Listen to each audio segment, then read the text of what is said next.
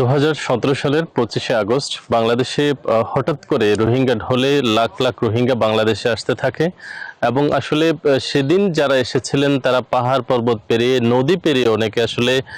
এই বাংলাদেশে প্রবেশ করে এবং প্রবেশ করার পরে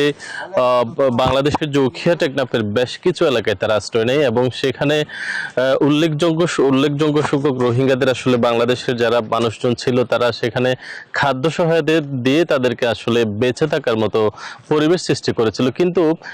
দিনের যে কালক্রমে আসলে 9 বছর পার হতে যাচ্ছে আজ, এবং প্রতি বছর যখন আসলে এই দিন আসে তখন রোহিঙ্গারা এক জায়গায় জড়ো হয়ে আসলে তারা সকলেই বিশাল আকারের একটি মানববন্ধন করে সমাবেশ করে সেখানে তারা দাবি তুলে তাদের নিজ দেশে ফেরত যাওয়ার জন্য তারা সকলে আসলে দাবি তোলেন। কিন্তু সেই 9 বছর ধরে যে দাবি তোলা হচ্ছে নিজ দেশে প্রত্যাবাসনের জন্য, সেটা এখন পর্যন্ত আসলে আলোর মুখ দেখেনি, বরঞ্চ আরো নতুন করে প্রায় 2 লাখ রোহিঙ্গা বাংলাদেশে অনুপ্রবেশ করেছে, যার ফলে কিন্তু রোহিঙ্গা সংকট আরো বেশি তীব্রতর হচ্ছে।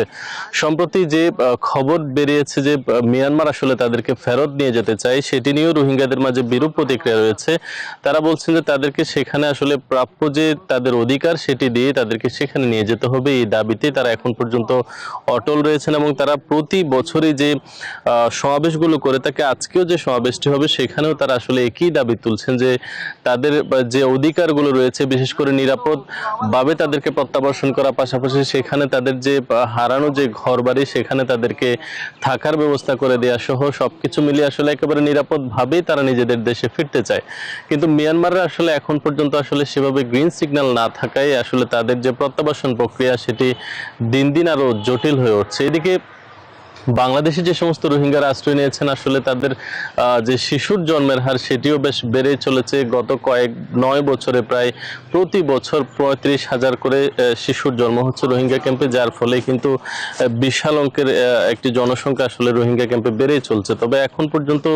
প্রত্যাবাসনের যে প্রক্রিয়া সেটি এখন পর্যন্ত আসলে ধোঁয়াশার মধ্যে রয়েছে এবং কবে নাগাদ এই যে এত বড় রোহিঙ্গাদের বহর সেটি কবে নাগাদ ফেরত যাবে সেটি নিয়ে এখনো অনিশ্চয়তা কাটেনি। এই ছিল রোহিঙ্গা ক্যাম্পের সবশেষ খবরাখবর। Bashundhara public school and college 2026 শিক্ষাবর্ষে ভর্তি চলছে।